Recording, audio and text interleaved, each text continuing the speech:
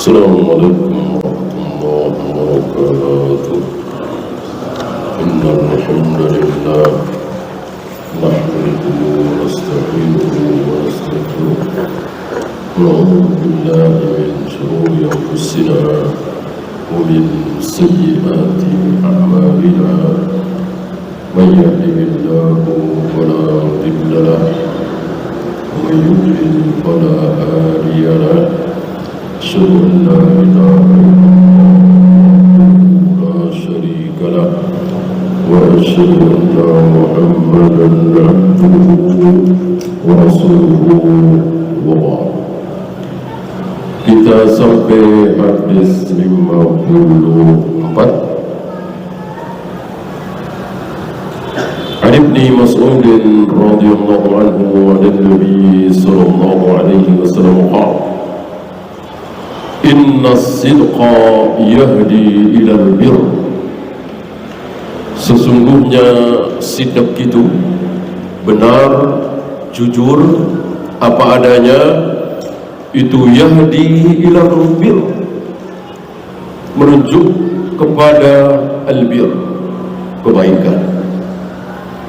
Maka biasanya orang baik itu insya Allah jujur, apa adanya. Itu. Dan firqah-firqah dolal itu terkenal dengan culasnya, curangnya, bohongnya.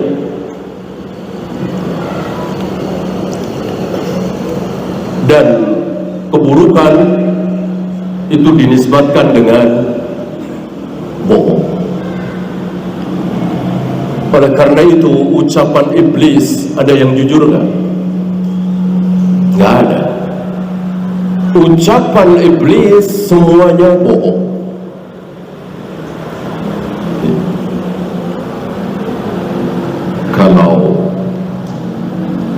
Kalau jenggotmu dipelihara, tidak dipotong, nanti karirmu nggak naik-naik. Kalau terus pakai jilbab panjang, nanti tidak bagus akibatnya. Kalau terlalu jujur, siapa yang mau beli daganganmu? Ini semuanya bohong semua. Karena itu ucapan iblis. Maka wajib kita tolak. Dengan apa? Dengan dalil. Hanya dengan dalil. Wa innal birra yahdi ilal jannah. Dan albir, kebaikan itu memberi petunjuk kepada surga. Jadi diakhiri dengan surga. Diawali dengan apa? Diakhiri dengan masuk surga. Diawali oleh jujur, benar, apa adanya.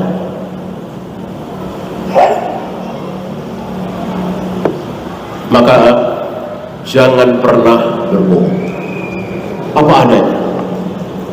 Nikmat, sederhana, tenang, bahagia, orang jujur.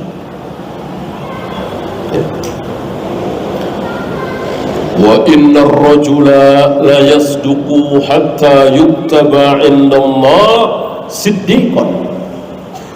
Ketika seseorang selalu jujur, benar, jujur, terus jujur, benar, maka hatta yuktaba 'inda Allah siddiqan, ditulis di sisi Allah, oh siddiq.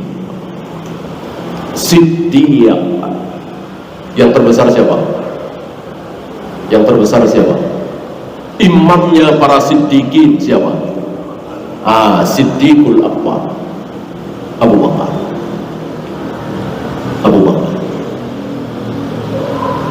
Apakah cuma beliau yang siddiq? Tidak.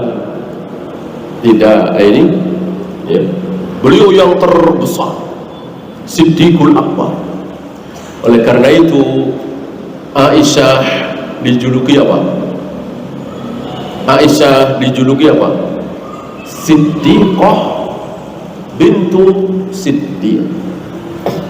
Siddiqah bintu Siddiq, Aisyah, wanita yang benar jujur, anaknya laki-laki yang benar jujur. Siddiqah bintu Siddiq, Aisyah radhiyallahu anha.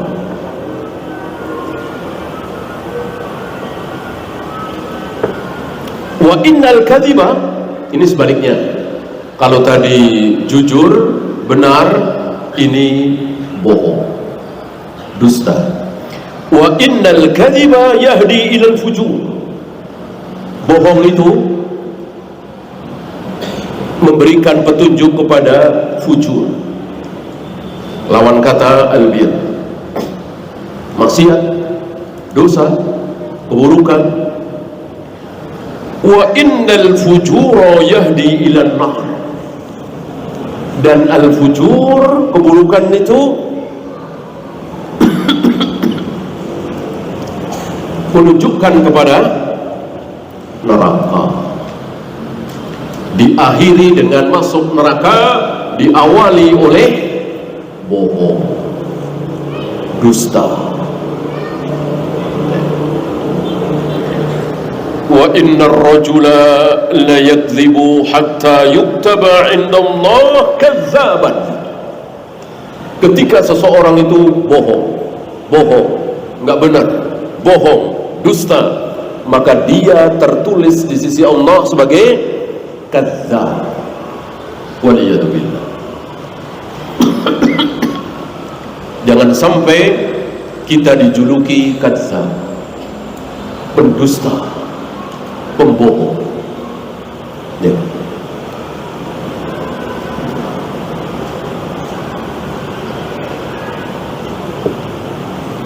Siapa yang dijuluki dengan kadzdzab oleh Nabi SAW, yang 3 malam berturut-turut mendatangi Abu Hurairah. 3 malam berturut-turut dia mendatangi Abu Hurairah, mencuri harta Baitul Mal. Abu Hurairah tidak tahu kalau ternyata yang 3 malam berturut-turut mencuri harta Baitul Mal adalah jin. Oleh Nabi dibilang kadzdzub, lebih dari sekedar kadzdzab. Karena ada kaidah ziyadatul huruf, ziyadatul makna. Dalam bahasa Arab itu penambahan huruf, penambahan makna. Kadzib isim fa'ilnya, pendusta, pembohong. Kadzdzab zalnya 2, tasdid, lebih pembohong lagi.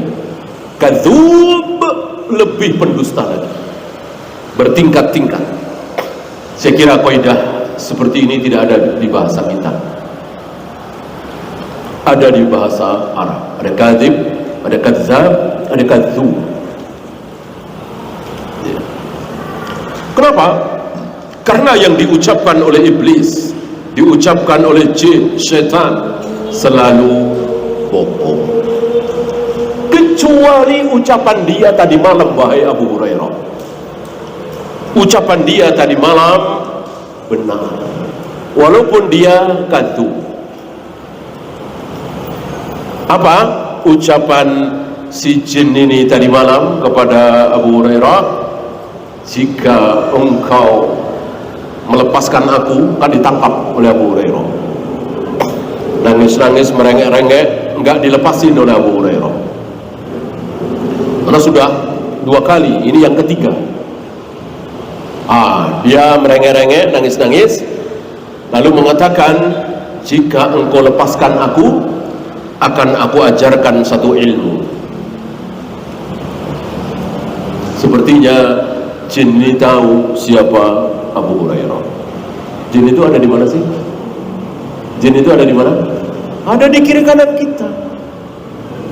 Jadi jin-jin itu tahu si A begini, si B begini, si C begini, si D begini. Huwa wa qabiluhu yarawnakum min haitsu la tarawnahum. Jin dan bala tentaranya melihat kita, kita manusia tidak melihat jin. Jadi kita dengan jin beda alam apa satu alam? Satu alam apa beda alam? Satu alam, sama-sama di muka bumi ini, sama-sama di masjid, sama-sama di rumah, sama-sama di jalanan, bukan beda alam. Keliru. Sekarang ini kita sedang berada di alam dunia. Kita di alam dunia, di permukaan bumi, jin juga, setan juga, iblis juga. Cuman bedanya mereka ngelihat kita, kita nggak lihat mereka. Jangankan tahu akhlaknya, kebiasaannya, namanya aja kita nggak tahu. Jin tahu, ini si A, ini si B, ini si C, ini si D. Ini rajin sholat, ini males-malesan, ini tukang maksiat, ini syirik, ini bid'ah. Mereka tahu. Mana salah satu dalil tadi, si jin tadi, kalau engkau lepaskan aku, akan aku ajarkan satu ilmu kepadamu. Jin tahu Abu Hurairah itu siapa. Manusia yang sangat rakus, sangat tamak terhadap ilmu. Kalau kita rakus tamak terhadap harta, pangkat, jabatan, kedudukan, Abu Hurairah sangat rakus tamak terhadap ilmu. Maka ketika Abu Hurairah bertanya kepada Nabi alaihi salatu wassalam, man as'adun nasi bi syafa'ati, siapa manusia yang paling beruntung mendapatkan syafaatmu? Sebelum Nabi menjawab, Nabi mengatakan, sudah aku duga bahwa engkaulah yang akan pertama kali bertanya tentang ini, karena aku tahu betapa rakusnya engkau, betapa tamaknya engkau terhadap ilmu.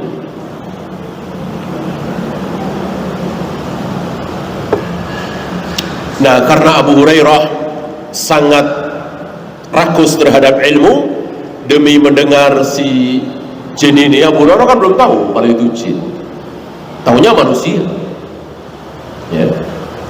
Jadi kalau hari ini ada orang yang mengatakan, oh itu jin, oh itu jin, oh itu jin, berarti dia lebih hebat dari Abu Hurairah. Abu Hurairah aja nggak tahu.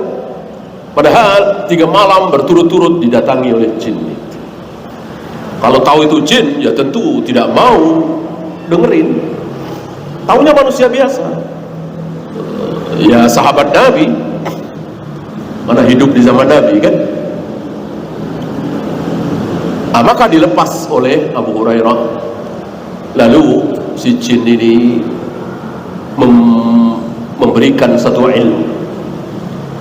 Jika engkau sebelum tidur membaca ayat kursi, maka setan tidak akan mengganggu, menggoda tidur. Maksudnya tidak mimpi buruk, tidak merasakan sesuatu, tidak diganggu oleh jin. Itu yang dimaksud oleh Nabi benar. Adapun jinnya tetap kadhub, tetap pendusta. Dan ini tidak boleh disimpulkan bahwa Abu Hurairah mengambil ilmu dari jin. Tidak. Abu Hurairah mengambil ilmu dari siapa?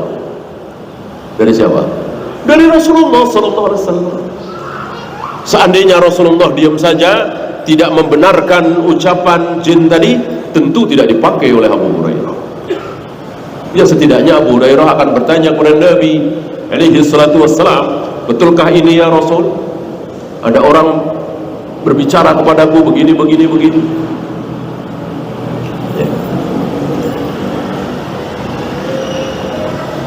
Ya, muttafaqun alaih, hadis ini sahih dan Bukhari dan Muslim. Fiqhul hadis yang pertama, at-targhibu fi sidqi li'annahu sababu kulli khair. Anjuran untuk selalu jujur, benar. Karena jujur ini, benar ini penyebab seluruh kebaikan. Seluruh kebaikan itu diawali oleh jujur, benar. Apa kebaikan tertinggi? Apa kebaikan tertinggi? Masuk surga. Masuk surga, diakhiri dengan masuk surga, diawali oleh jujur, benar, diakhiri dengan masuk surga. Adakah kebaikan yang lebih besar atau yang menyamai masuk surga? Enggak ada. Apa coba? Pangkat, jabatan, kedudukan, wanita cantik, karir ini, enggak ada yang bisa menandingi surga. Bagaimana ridho Allah, ampunan Allah, rahmat Allah? Otomatis. Jangan pisahkan antara surga dengan ridho Allah. Jangan pisahkan antara ridho dengan ampunan Allah. Orang yang akhirnya masuk surga pasti sudah diampuni oleh Allah, diridhoi oleh Allah, pasti, otomatis. Maka keliru dan bodoh sekali orang yang mengatakan ibadah itu menyembah Allah, berharap rahmat Allah, ampunan Allah, kecintaan Allah, bukan mencari surga. Ini ucapan sebodoh-bodoh manusia, sebatil-batil ucapan itu. Kenapa? Ketika masuk surga otomatis mendapatkan ridha Allah, rahmat Allah, ampunan Allah, otomatis. Maka bodoh sekali sebagian tarekat-tarekat sufiah yang mengatakan kalau menyembah Allah yang ikhlas, jangan nyari surga. Begitu juga ketika menjauhkan diri dari berbagai macam maksiat, zina, khamar, judi, membunuh, korupsi dan seterusnya, jangan karena takut neraka, takutlah kepada Allah. Bodoh, sebodoh-bodohnya, dungu sedungu-dungu. Karena orang yang masuk neraka otomatis dimurkai oleh Allah, tidak diampuni oleh Allah, tidak dikehendaki baik oleh Allah, otomatis. Mana ada orang yang diampuni oleh Allah masuk neraka, dirahmati oleh Allah masuk neraka, diridhoi oleh Allah masuk neraka? Mana ada?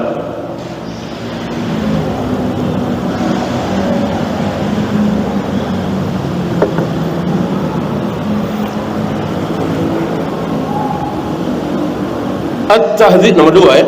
Ini ada 1, 5 ya, 6. At-tahdziru minal kadhib wa at-tasahulu fihi li'annahu sababu kulli syarr. Peringatan untuk tidak pernah berdusta. Maka seandainya terpaksa berdusta, maka jangan sorry, jangan apa istilah kita, jangan vulgar bohongnya, tapi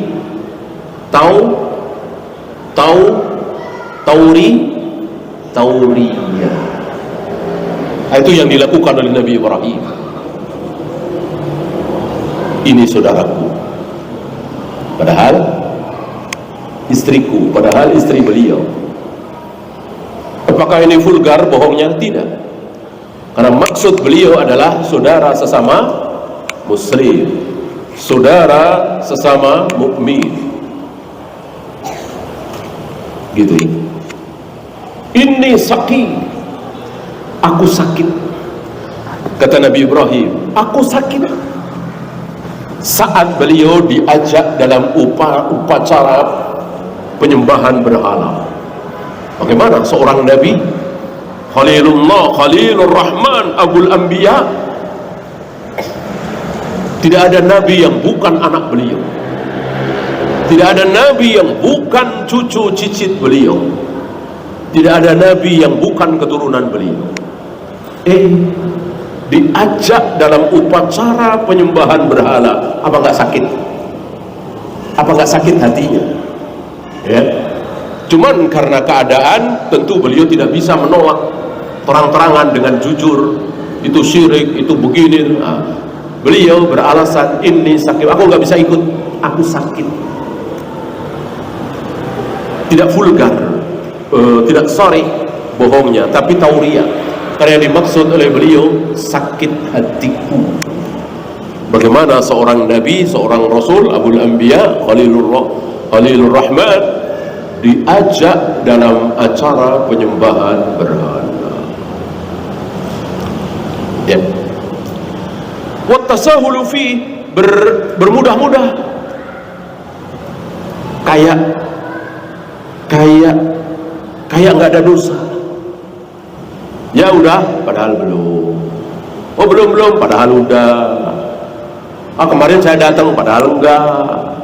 Kemarin saya enggak datang, padahal datang. Ini tasahul. Ya, jangan bermudah-mudah.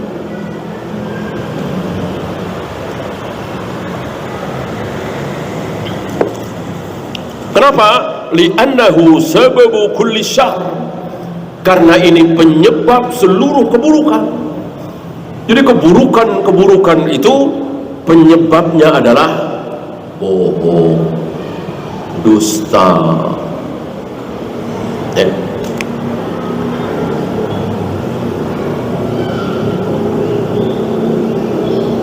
Yang ketiga, man taharra sidqa sara sajiyatan lahu wa man qasada al-kadhiba sara khuluqan lahu. Ini menarik ya.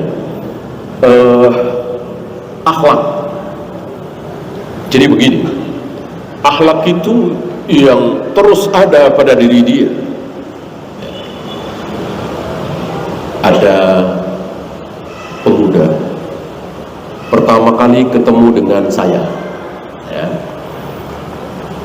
Pemuda ini senyum, ramah, baik, gitu ya. Tutur katanya santun, ucapannya benar, gitu. Ketemu dengan saya setengah jam atau 1 jam ngobrol, ya. Bolehkah saya menyimpulkan bahwa pemuda ini jujur, pemuda ini baik, pemuda ini akhlaknya bagus? Bolehkah? Belum. Karena akhlak bukan sekali 2 kali. Maka tidak bisa menilai akhlak seseorang dengan hanya bertemu sejam, 2 jam. Maka yang paling tahu akhlak kita masing-masing, baik dan buruknya, yang paling tahu siapa? Siapa? Istri. Teman belum tentu. Ketemu sama teman paling 2 jam, habis itu pisah 5 minggu, bahkan sebulan, bahkan 3 bulan, ketemu lagi mungkin 3 jam, pisah lagi. Nah kalau istri 24 jam kan hampir, ya. Maka yang paling tahu akhlak kita adalah istri. Yang paling tahu akhlak istri adalah kita, suami. Karena terus bersama. Maka kata Nabi, laki-laki yang baik itu yang bagaimana?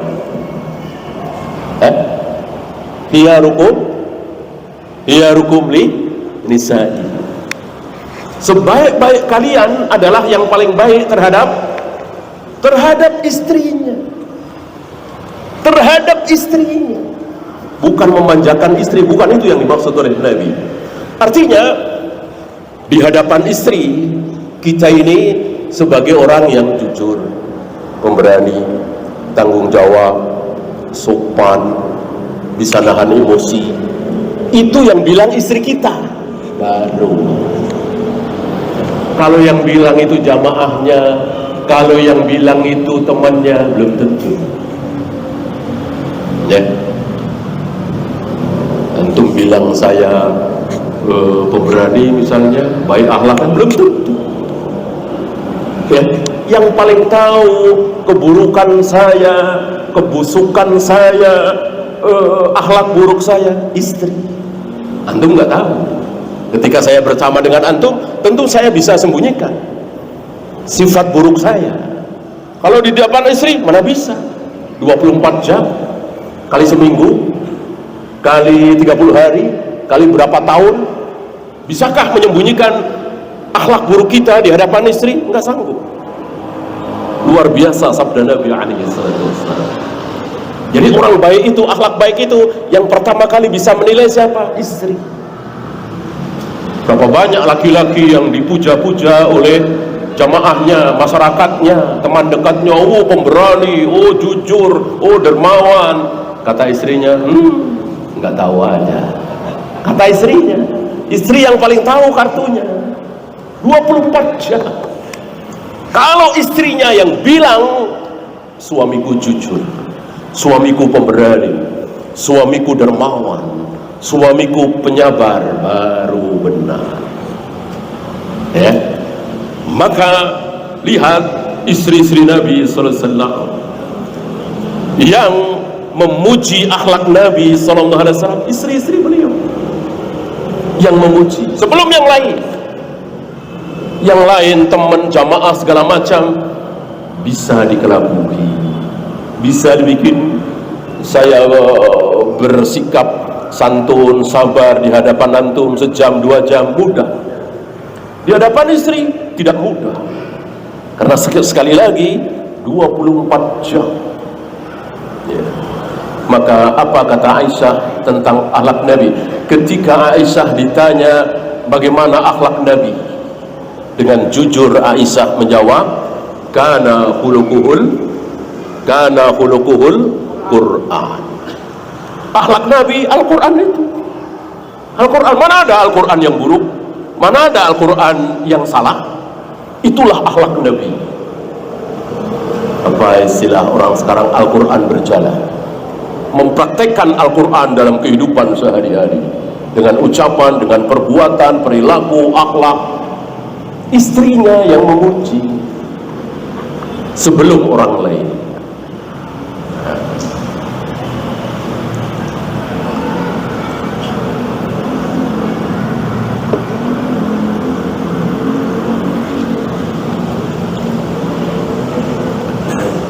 Man istahara bi syai'in sahha ayyusafa bihi.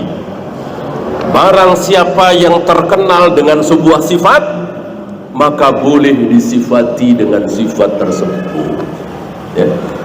Asal ngomong bohong, asal ngomong bohong, asal ngomong bohong. Antum tahu, saya tahu, orang-orang tahu, asal dia ngomong bohong. Bolehkah kita sebut dia kadzab? Boleh, boleh gitu. Asal ngomong jujur, tidak pernah kita dengar dia tidak jujur. Nah, boleh kita katakan sebagai siddiq, jujur, benar. Ya. Insya Allah antum bergaul kan, asal ada yang minta kasih, asal ada yang kesulitan ditolong, dibantu. Maka kita boleh katakan, dan gak usah disuruh, gak usah diminta, kita akan mengatakan dermawan dia, ringan tangan dia, gemar menolong, gemar membantu dia, gak usah diminta. Dan itulah persaksian kita saat dia mati, saat dia akan disolati, setelah disolati, ketika kita mengantarkan dia ke kubur tanpa diminta, kita mengatakan dengan tulus, dermawan. Nanti kalau ada yang kesulitan, siapa yang bantu? Tanpa diminta, kita mengatakan seperti itu, karena memang itu kebiasaan dia. Mudah sekali menolong, membantu. Tidak pernah tidak ikut ketika ada sebuah pembangunan masjid misalnya, pesantren misalnya, ada musibah di mana, tidak pernah tidak ikut, selalu ikut membantu. Dan kita semua tahu, nggak usah diminta.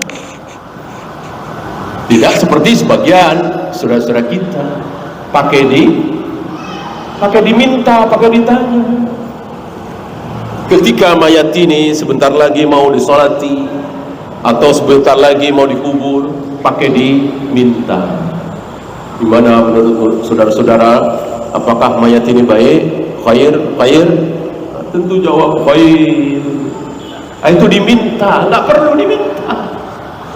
Jujur, ikhlas apa adanya, karena kita memang tahu dia khair. Ini pakai diminta. Ya rata-rata bohong ya.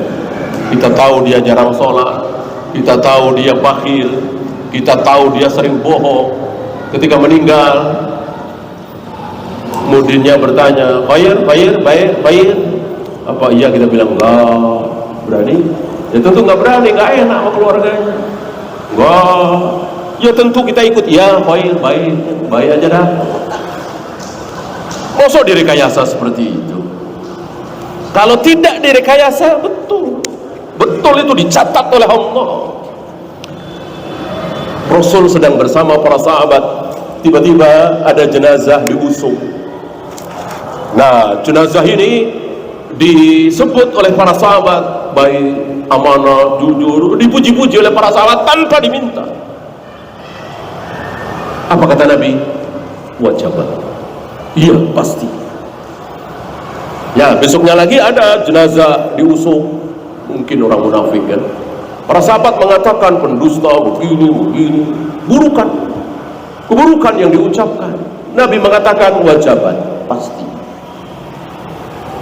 Para sahabat tidak paham apa maksud Nabi mengucapkan wajabat. Maka para sahabat bertanya, apa maksud engkau ya Rasul? Dijawab oleh Nabi bahwa kalian adalah menjadi saksi. Maka jika kalian menyaksikan seorang mayat baik, maka baik di sisi Allah. Buruk, maka buruk di sisi Allah. Tapi sekali lagi, tidak direkayasa. Jadi betul-betul murni apa adanya. Kemudian al-akhlaqul fadilatu tuktasabu bitahalluki wa taharri. Ini dia penting nih. Akhlak yang mulia, akhlak yang baik itu dengan apa? Dengan diusahakan. Bukan bawaan dari kecil. Karena sebagian kita berpendapat akhlak itu, kebiasaan itu dari kecil. Jadi nggak bisa dirubah. Watak, akhlak tidak bisa dirubah. Karena memang dari kecil sudah emosian, temperamen. Dari kecil sudah pelit. Dari kecil sudah sering bohong. Nggak bisa dirubah katanya. Ini dusta, ini bohong, ini syaitan. Yang benar bisa. Antum tahu sebelum masuk Islam Abu Bakar terkenal apanya? Terkenal kalem, tenang, nggak mau ribut-ribut. Beda dengan Umar. Sebelum masuk Islam, Umar terkenal dengan beringasnya, pemberaninya, hobinya berantem, berperang dan seterusnya. Setelah masuk Islam, beberapa pekan, beberapa bulan setelah Nabi wafat, apa yang terjadi?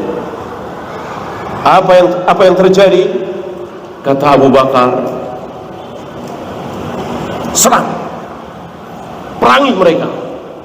Kata Umar, jangan, kebalik. Mestinya Umar yang bersemangat kan, justru Abu Bakar serang sampai bersumpah, wallahi jika mereka biasa menyerahkan anak. Ada dua makna, siwak, yang kedua anak kambing. Artinya barang yang tidak terlalu berharga, barang yang nilainya sangat murah, biasa diserahkan kepada Nabi SAW sebagai zakat. Kok sekarang tidak mau menyerahkan kepadaku? Akan aku habisi mereka. Ucapan Abu Bakar. Awalnya Umar nggak setuju, kebalik. Kenapa? Karena Islam merubah. Yang penakut menjadi pemberani, yang berani babi, ya, berani tidak aturan, ya, direm. Ya. Jadi kesimpulannya, akhlak itu bisa dirubah. Barangkali ada di antara antum yang penakut, dengan akhlak Islam antum bisa menjadi pemberani. Barangkali ada di antara antum yang bakhil, mau mengeluarkan 100.000, 200.000 berat, dengan akhlak Islam bisa berubah. Jangankan 100.000, 200.000, antum keluarkan 5 juta, 10 juta, enteng. Setelah ngaji bisa berubah. Sangat-sangat keliru orang yang mengatakan akhlak watak tidak bisa dirubah. Okay. Ada di antara antum barangkali yang sangat gemar dipuji, seolah pujian manusia itu menjadi tujuan utama. Dengan akhlak Islam, dengan qala Allah wa qala Rasul, lambat laun hilang. Antum gak cari nama lagi, antum bahkan ibadah dengan sembunyi-sembunyi, sedekah dengan sembunyi-sembunyi, berbuat kebaikan dengan sembunyi-sembunyi, bisa. Maka jangan putus asa. Akhlak itu bisa dirubah. Dengan apa? Dengan dakwah, dengan qala Allah wa qala Rasul.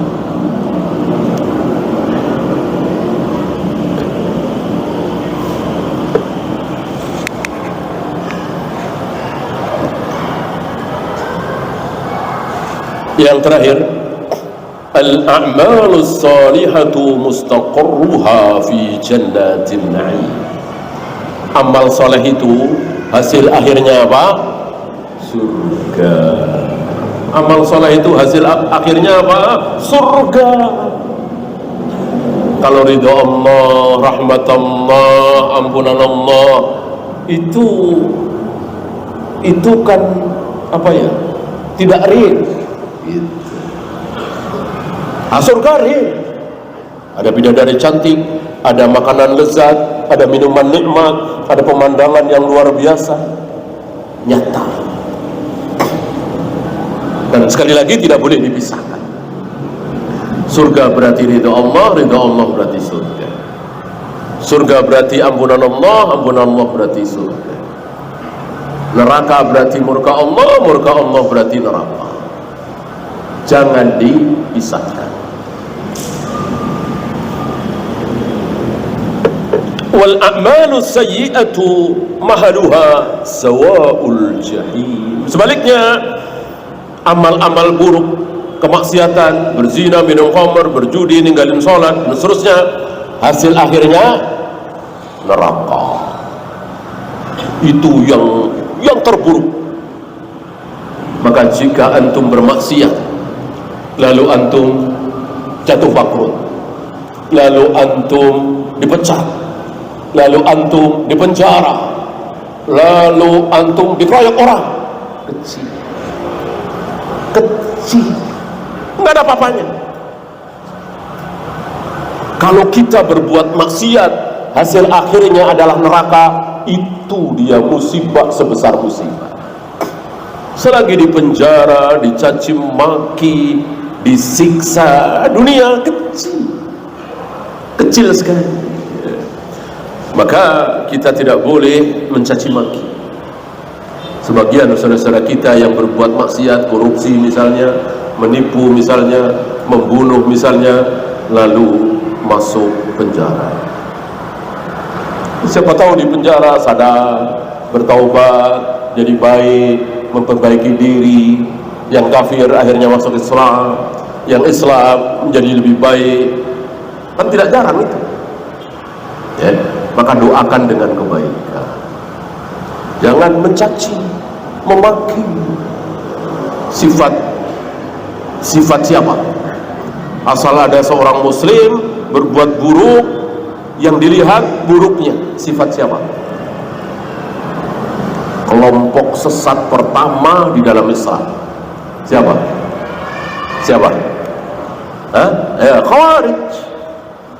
Khawarij itu begitu. Ada orang sholat, puasa, zakat, haji, sekali waktu minum khamr. Nah, minum khamrnya itu yang dibahas.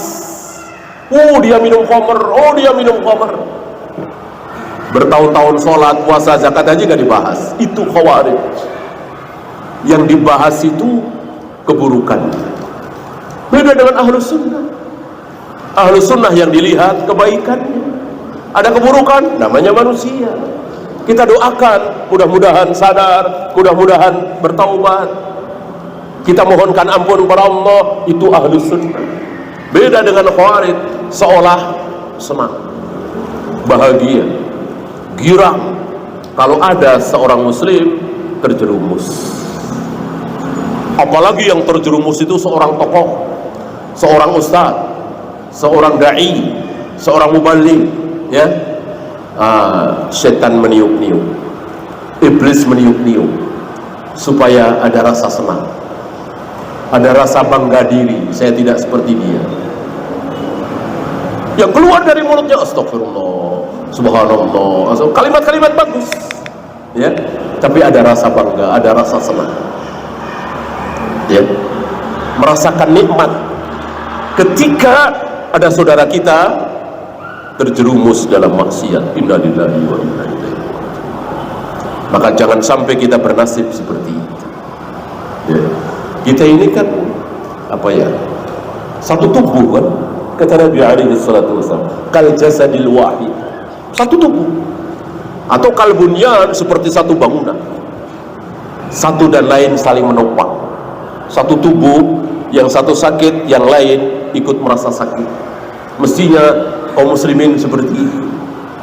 Jadi jangan sampai saudara kita menderita, terkena musibah, jatuh dalam maksiat, kita senang, ya. Satu tubuh, nggak mungkin jempol kita kesandung mengeluarkan darah lalu kita tertawa-tawa, ya. Ikut darah mengalir, air mata mengalir, tangan megangi, mulut mengucapkan aduh. Nah, gitu kira-kira satu tubuh. Ikut merasa sakit, ikut merasa sedih. Dan ini sulit, bukan hal yang gampang. Kenapa? Karena kita selalu disertai setan. Adakah saat dimana tidak ada setan pada diri kita? Adakah? Tidak ada. 24 jam kita selalu disertai setan.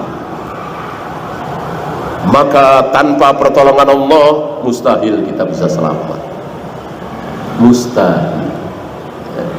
Maka wajib bagi kita mohon pertolongan kepada Allah supaya selamat.